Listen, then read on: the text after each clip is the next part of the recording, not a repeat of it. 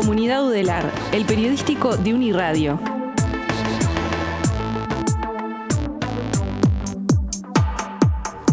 Como decíamos hoy más temprano, el año pasado CAINFO presentó su informe anual sobre la libertad de prensa y las múltiples amenazas que recibió el periodismo por los organismos del Estado principalmente. La medición presentada el 29 de abril de 2022 detectó unos 69 casos de amenazas contra periodistas entre el periodo comprendido entre el 1 de abril de 2021 y el 31 de marzo de 2022. Ahora la situación de 2023 no es muy diferente respecto a la medición de 2022. Si bien las amenazas bajaron a los 66 casos, todavía se presenta un número bastante alarmante que es bastante igual al del año pasado. Por lo tanto, recibimos a Daniel Lema, integrante de CAINFO, para que nos cuente un poco más del informe que ya se presentó sobre qué está pasando con la libertad de prensa, las amenazas contra la libertad de expresión a los periodistas y, bueno, hoy en el marco del Día de la Libertad de Prensa. Daniel, muchas gracias por estar acá. Bueno, buenos días. Muchas gracias por la invitación y por el interés en el trabajo que hacemos en CAINFO vinculado a la libertad de expresión. Bueno, primero, ¿cómo interpretan esto desde CAINFO de esto que bajó de que el año pasado habían 69 casos y ahora ya son 66? O sea, este número que se mantiene igual, pero bajó. ¿Cómo se interpreta esto? Sí, hay una cosita que es como positiva, digamos que veníamos de 3 años seguidos de informes donde venía aumentando la cantidad de casos que registrábamos de hechos que afectaban la libertad de expresión. Este año hay un freno y hay un leve descenso de 69 a 66, pero sigue siendo muy alto. De hecho, este informe es el segundo más alto de los 9 que hemos hecho a lo largo de la historia en CAINFO. O sea, hubo un salto importante en el 2022. Sí, ¿no? Un salto importante, fue muy llamativo para nosotros ese salto, y bueno, de hecho se mantiene. No sé si después entramos en los casos más puntuales, pero hay un tema de los juicios o las amenazas de juicios a periodistas o a medios de comunicación y el discurso estigmatizante, como le decimos nosotros, a los colegas, son 2 de los puntos que han crecido y eso hace que se eleve la base, digamos. Uh-huh. De todas formas, el indicador de los 2 indicadores que tienen para analizar y para monitorear estos casos, el que sobresale con 24 casos es el tema de el acceso a la información, ¿no? Y que es algo que ha ido creciendo y que se ha vuelto más opaco. ¿Qué pudieron observar en torno a estos 24 casos? Y también explicar un poco para quien tal vez no está tan empapado en el tema, por qué es un problema que no se respondan pedidos de acceso a la información a los periodistas, que recordemos, no es un privilegio, es un derecho que tenemos a tener acceso a la información pública. Exactamente. Es obligación de cualquier organismo del Estado, en todos sus distintos niveles de poder, responder y lo que un ciudadano, o en este caso como nosotros hacemos en particular un periodista, consulta. La misma ley establece una serie de restricciones muy concretas de cuándo no hay que responder, pero lo ideal es que siempre el Estado tiene que ser propositivo y decir, bueno, yo tengo que dar la información que se me solicita. En algunos casos de los que nosotros hemos analizado se dan situaciones donde el organismo dice, la información que usted me está pidiendo no la tengo, lo cual es raro. Hay un caso del Ministerio del Interior de un colega de búsqueda que pregunta una cosa muy puntual y es extraño que el Ministerio diga no lo tengo ese dato. O sea, hay una cosa respecto a personas baleadas que dicen que es raro que no lo tengan. O pasó un caso en Fiscalía que nos llamó la atención. Fiscalía además siempre tiene una actitud muy a favor de la ley, positiva de responder, pero en este caso se declaró reservada una información al momento de que el periodista pidió la información. Y eso, la ley dice lo que tiene que estar reservado, confidencial, tiene que estar previo al pedido. No puede ser que cuando pedís el acceso digo, esto no te lo puedo dar y lo declaro reservado. Y después, bueno, hay una cuestión con que es lo que siempre más elevado, es nosotros nos enteramos de estas situaciones es porque el mismo periodista a veces lo denuncia de que no me contestaron este pedido. A veces intervenimos nosotros como CAINFO, yendo a la unidad de acceso de información pública para que llamen al organismo y le digan, che, tenés que dar la información. En otros casos es revisando, porque así como puedo criticar al Estado, muchos organismos del Estado, ellos mismos informan cuándo dicen que no y cuándo dicen que sí a a un pedido de acceso y ahí nosotros revisamos, cuando vemos que es un colega, vemos cuál es la situación. Pero el acceso a la información es en el marco de una sociedad donde el Estado es transparente, informa de las cosas que hace, y eso es importante para la democracia, y por eso es importante que cuando alguien pide, en este caso un periodista, la información, se le responda. Uh-huh. Después está el tema de los juicios, ¿no? De las amenazas judiciales y los procesos penales contra periodistas. Esto bajó, según registran en este informe, ¿no? Respecto al 2022. Bajó unos casos, uh-huh. Sigue siendo igual elevado. Además, para nosotros es uno de los puntos más preocupantes, porque se dan como dos variantes. Está el que amenaza y dice, voy a presentar un juicio. Nosotros en el informe tenemos detallado todos los casos y en muchos de ellos al final se pone, hubo una amenaza, pero no se concretó el juicio en sí. Que son bien, ese es un ejemplo claro de cuando sobre todo funcionario público ocurre, pero también puede del área privada, un empresario, por ejemplo. Es una amenaza para amedrentar, para evitar que esa persona siga hablando. Y después tenemos los casos donde sí, efectivamente se concreta, que esos son los que seguimos más detenidamente por las dudas de a ver cuál va a ser la actitud primero de Fiscalía y luego del juez de la justicia para si condena o no. La idea es que, hay un marco normativo en Uruguay muy importante que adhiere además a marcos internacionales donde la verdad la defensa de la libertad de expresión es fuerte, robusta, uh-huh. Y hay que estar muy atento a eso. Y después tenemos un caso muy particular que es el de La Diaria, que tiene una afronta a un juicio civil contra una ex directora del Ministerio de Desarrollo Social, muy elevado, ¿no? $451,000, nosotros diríamos un disparate, y además es la información que dio el medio fue en el marco de una investigación. De una investigación, creo que la investigación incluso fue premiada. Tuvo el premio con Marcelo Helen. O sea, hay un contexto que explica bien cómo fue el trabajo periodístico y es uno de los casos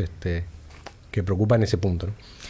Y ahora yendo un poco al caso del año pasado, obviamente, del caso Astesiano, ¿no? Que ustedes registraron 11 casos que tuvieron que ver con la cobertura periodística. También hay un caso que involucra al presidente Luis Lacalle Pou. ¿Cómo se interpreta esto desde CAINFO, que el presidente Luis Lacalle Pou haya atacado al periodismo al considerar que el informar sobre el caso Astesiano tenía ciertas vinculaciones con un partido político? En este caso, el Frente Amplio.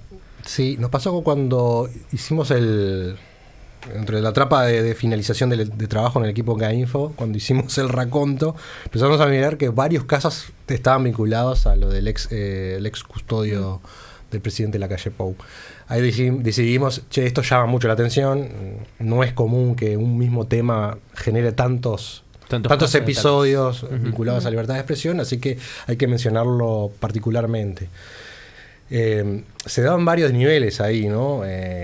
Tenemos a la senadora Bianchi, que es una de las principales críticas, pero también tenemos a gente en las más altas esferas presionando, cuestionando de manera muy dura el trabajo periodístico, porque, como siempre decimos, el trabajo periodístico puede ser criticado, eso no decimos que nadie se puede quejar de lo que hacemos, pero una cosa es cuando se le ponen intencionalidades políticas, que es lo que hicieron en varios casos. Primero el secretario de la presidencia, Álvaro Delgado, y luego el presidente Lacalle Pou en dos casos, donde decía que la información salía porque había vinculación política de esos medios. Y eso es lo que nosotros cuestionamos, porque es estigmatizar al medio, al periodista, en su trabajo, y busca de esa manera deslegitimar el trabajo. Me está cuestionando por tal tema porque su intención política es ayudar a un partido político. Uh-huh. Entonces esas son las cosas que nos preocupan y siempre decimos, hay que remarcarlas con fuerza para que este tipo de cosas no ocurran. Después, hay antecedentes capaz del caso de lo que pasó con el Observador, ¿no? Que fue mismo el Observador que censuró que los periodistas publicaran una nota y la decidieron publicar por Twitter. Más allá de dirigentes, políticos, autoridades, sino fue mismo el propio medio. Sí. Pues es que estuvimos conversando mucho sobre eso. Yo trabajo del 96 en esto, no recordaba un antecedente así, donde un grupo importante de colegas del diario El Observador decidió hacer pública la nota en sus redes sociales, una nota que no el medio decidió no publicar, el medio argumentó que faltaba información, que faltaba chequear datos, pero bueno, la información era interesante, tenía una relevancia pública importante, y por eso además de señalarlo, nosotros lo destacamos como un gesto valiente también de los periodistas del diario en jugarse, ¿no? En plantear esas cosas, porque esto después te puede traer consecuencias en tu medio, en tu trabajo, y por suerte no ha pasado, según tengo entendido, pero por eso lo destacamos también. Hay algo que tenga que ver como, bueno, una estrategia por parte al menos de las autoridades de gobierno de desprestigiar por este lado en algunas coberturas periodísticas, ir por el relato de están haciendo esto porque están alineados con el Frente Amplio y con la oposición, entonces lo que están haciendo acá es, en lugar de periodismo, ser operadores políticos. Es como, bueno, lo que decías, ¿no? Vieron muchísimos casos en torno al caso Astesiano y se me ocurren otros casos que no tuvieron que ver con Astesiano, pero que sí fueron de autoridades diciendo este medio y este medio y este medio están alineados con el Frente Amplio y por eso están diciendo esto y por eso nos están atacando. ¿Es parte de una estrategia? ¿Lo ven así? Sí. Después cuando vimos la película, digamos, dijimos, claro, cuando esto como... si hubiera sido un caso aislado o dos casos, decís, ya, bueno, puede pasar que se quejen de esa manera, pero cuando ves cuando lo ves sistemáticamente, el discurso es el mismo, bueno, uno lo que lleva a la conclusión es decir, bueno, acá hay una decisión de hacerlo de esta manera, ¿no? De atacar a determinados periodistas o medios diciendo, bueno, son operadores políticos y por eso me cuestionan, y a lo que voy. Y eso como que hace que no valga nada la información que estén dando, ¿no? Uh-huh. Eso creo que hay una estrategia así de atacar. Y observaron también, por ejemplo, en el caso de la amenaza de muerte recibida por la periodista de Cerro Largo, Silvia Techera, ustedes observaron un poco las condiciones de cubrir hechos delictivos en el interior, en la frontera con Brasil en particular, y también registraron algunos casos en el interior. ¿Qué observaron? Sí, siempre para este informe la cobertura de lo que sucede en el interior es complejo para nosotros. Estamos acá en Montevideo, entonces nosotros siempre tratamos de decirle a los colegas que nos informen, nos denuncien, che, me pasó algo. En estas horas nos pasaron dos cosas. Por ejemplo, un colega del interior se enojó porque, che, mi caso no está. Usted, la verdad, se nota, no lo teníamos registrado. Estamos revisando a ver qué puede haber pasado. Y hay otro caso vinculado a un colega que queríamos poner en el informe, pero no nos terminó de dar la información. Uh-huh. Una situación compleja. Y no lo terminamos de registrar. Entonces, primera cosa es eso, siempre es complejo poder estar al tanto de lo que sucede en todo el país. Nosotros estamos tratando de establecer una serie de redes y contactos en el interior para que nos vayan avisando. Nosotros fuimos a Melo en octubre del año pasado, me acuerdo que fue el día previo al Día del Periodista, en el marco de una capacitación y sobre acceso a la información pública y libertad de expresión, y ahí fue que nos comentaron del caso de Silvia Techera. En realidad el caso ya lo conocíamos, claro. Lo habíamos denunciado en su momento, pero fue mucho más interesante cuando conversás con ellos mano a mano, y no solo Silvia, sino muchos otros colegas de la zona te empiezan a contar las dificultades de cubrir temas delictivos en la frontera. Últimamente hemos hablado mucho de que no hay grandes investigaciones, por ejemplo, lo que pasa con el mundo del narcotráfico aquí en Montevideo, aquí en Montevideo y en la frontera. Sí.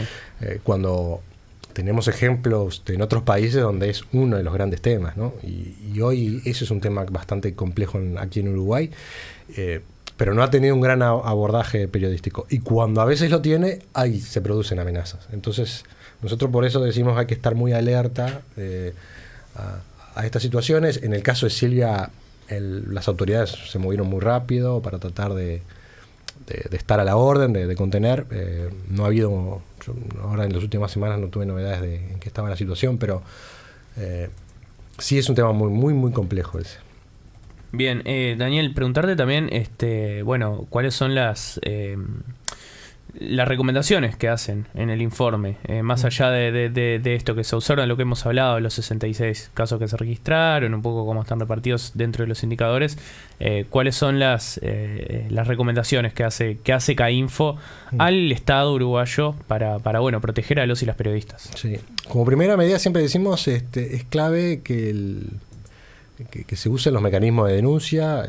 Pueden denunciar los colegas en CAINFO o en la Asociación de la Prensa Uruguaya, que también siempre está con estos temas. Y luego lo que le pedimos al Estado, sobre todo, bueno, no dejar pasar este tipo de situaciones, de estigmatizaciones, de ataques, porque no le hace bien a la democracia. Uno puede entender que a veces el gobierno se puede sentir, en este caso, atacado por algunas notas, puede criticar, pero creo que este año ha sido este año móvil, digamos, ha sido bastante particular, porque el gobierno, bueno, estuvo envuelto en muchas polémicas, en muchas investigaciones periodísticas, y la respuesta de algunos integrantes del gobierno no fue buena, fue muy dura, fue muy estigmatizante, y bueno, entonces lo que pedimos es que ese no es el camino para tener una mejor sociedad cuando un periodista hace su trabajo. Ujú. Daniel Lima, periodista e integrante de CAINFO, muchas gracias por compartir estos minutos con nosotros en Uniradio. Muchas gracias a ustedes por la invitación.